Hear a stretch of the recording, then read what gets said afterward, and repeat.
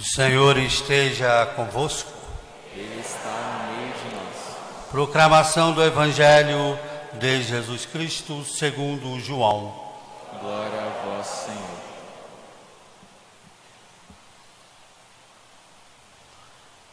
Naquele tempo, os judeus pegaram pedras para apedrejar Jesus. E ele lhes disse: por ordem do Pai, mostrei-vos muitas obras boas, por qual delas me quereis apedrejar? Os judeus responderam: não queremos te apedrejar por causa das obras boas, mas por causa de blasfêmia, porque sendo apenas um homem, tu te fazes Deus. E Jesus disse: acaso não está escrito na vossa lei? Eu disse: vós sois deuses. Ora, ninguém pode anular a Escritura. Se a lei chama deuses as pessoas às quais se dirigiu a palavra de Deus, por que então me acusais de blasfêmia, quando eu digo que sou filho de Deus, eu a quem o Pai consagrou e enviou ao mundo? Se não faço as obras do meu Pai, não acrediteis em mim. Mas se eu as faço, mesmo que não querais acreditar em mim, acreditai nas minhas obras, para que saibas e reconheçais que o Pai está em mim e eu no Pai. Outra vez procuravam prender Jesus, mas ele escapou das mãos deles. Jesus passou para o outro lado do Jordão e foi para o lugar onde antes João tinha batizado, e permaneceu ali. Muitos foram ter com ele e diziam: João não realizou nenhum sinal, mas tudo o que ele diz a respeito desse homem é verdade. E muitos dali acreditaram nele. Palavra da salvação. Glória a vós, Senhor.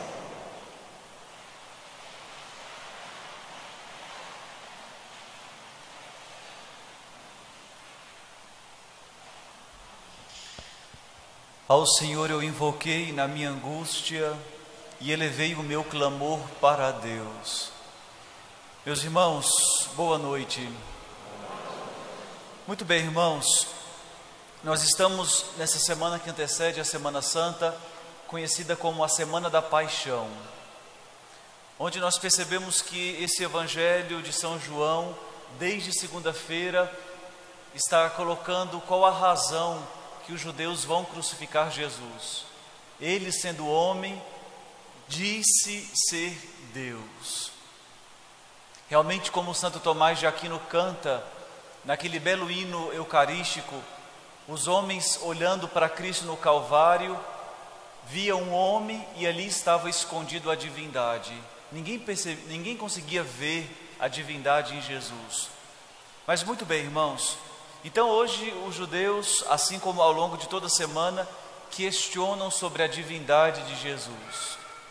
Mas antes de falar sobre a importância de afirmar que Jesus é Deus, vamos hoje olhar um pouco para esse salmo que nós escutamos, onde o salmista canta que invocou a Deus na sua angústia.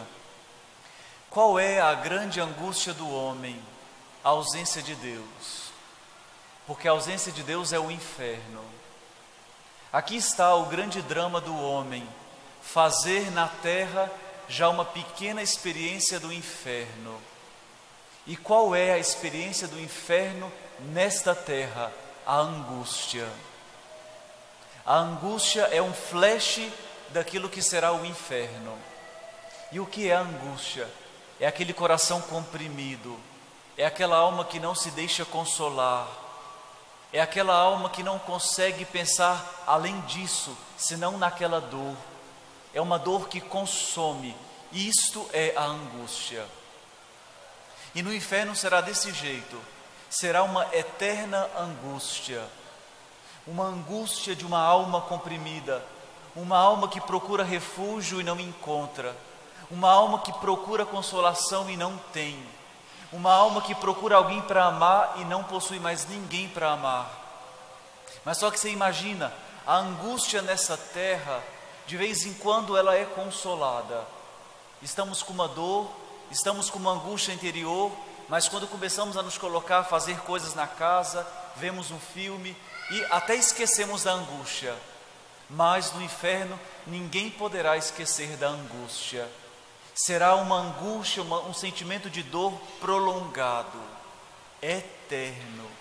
E esta é a grande angústia do homem. E nós sabemos que a angústia, o inferno, é uma consequência dos anjos. A rebeldia dos anjos nos fez experimentar e nascer o mal para a criação. Deus, que havia feito tudo de modo tão perfeito, agora viu na sua obra uma infiltração do mal por causa da rebeldia dos anjos. E como chegou essa rebeldia para nós? Vocês sabem que os anjos são muito mais espertos do que nós. Porque enquanto o nosso conhecimento vai de conhecimento em conhecimento, conhecimento em conhecimento, e é por isso que nós erramos. Já o conhecimento dos anjos é um conhecimento perfeito. Os anjos não precisam conhecer de degrau em degrau. Quando eles olham para uma coisa, eles já conseguem perceber tudo aquilo. E é por isso que os demônios nunca vão poder se converter. Porque os demônios, quando resolveram se rebelar contra Deus, eles já sabiam da consequência da sua rebeldia. Sabiam que eles estariam indo para o inferno. E sabiam que não poderiam voltar atrás. O conhecimento deles é pleno. E é por isso que os anjos decaídos, quando resolveram enganar os nossos primeiros pais no paraíso, já sabiam que seriam o grande ódio feito a Deus. Meus irmãos, a nossa rebeldia contra Deus não pode ser tão grande como é um voltar as costas para Ele. Vocês imaginem, aquele que não precisando nos fazer, desejou nos fazer, desejou nos amar e só esperava ser amado por nós. E quando nós voltamos as costas para Deus, não tem maior ingratidão. Os anjos já sabiam disso, que Deus seria ofendido pela rebeldia dos nossos primeiros pais, e é por isso que o demônio incitou os nossos primeiros pais a voltar as costas. E aqui vem a grande questão: por que os anjos quiseram fazer isto? Porque eles sabiam que seria uma grande ofensa que os homens fariam a Deus, e os homens não teriam como correr atrás do perdido, não poderiam pagar a ofensa cometida a Deus. E é por isso que os anjos, querendo ofender a Deus e sabendo que os homens não poderiam mais pagar esta ofensa, fizeram essa tramóia com os nossos primeiros pais. Vá, coma dessa árvore, você pode ser como Deus, não se preocupe, Ele nem vai se importar com isso. Coma, seja como Deus, deseje ser como Deus, busque autonomia para si, viva a sua liberdade como você quer. E os anjos conseguiram enganar os nossos primeiros pais.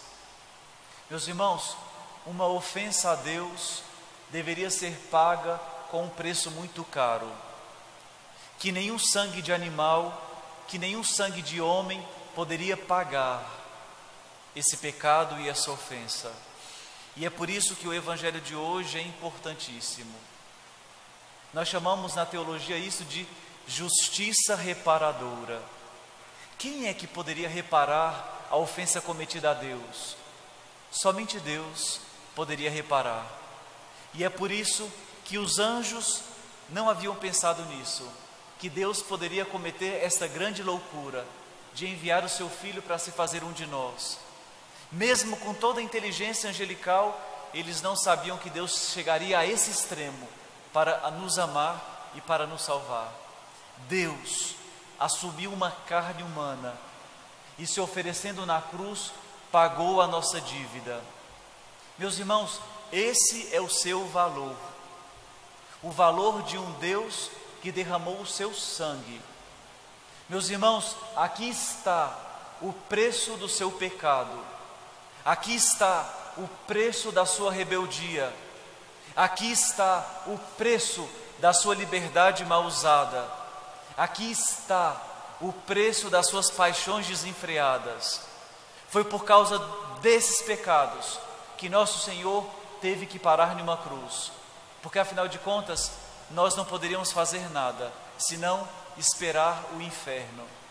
E para que nós não fôssemos para o inferno, Deus assumiu o inferno na cruz. Na cruz, Ele experimentou a angústia do inferno, a ponto de gritar: meu Deus, por que me abandonastes? Neste grito, Jesus experimenta o inferno. E é por isso que nas nossas angústias, nós também experimentamos o inferno. Para que, vendo o que é o inferno, procuremos fazer de tudo para não ir para lá.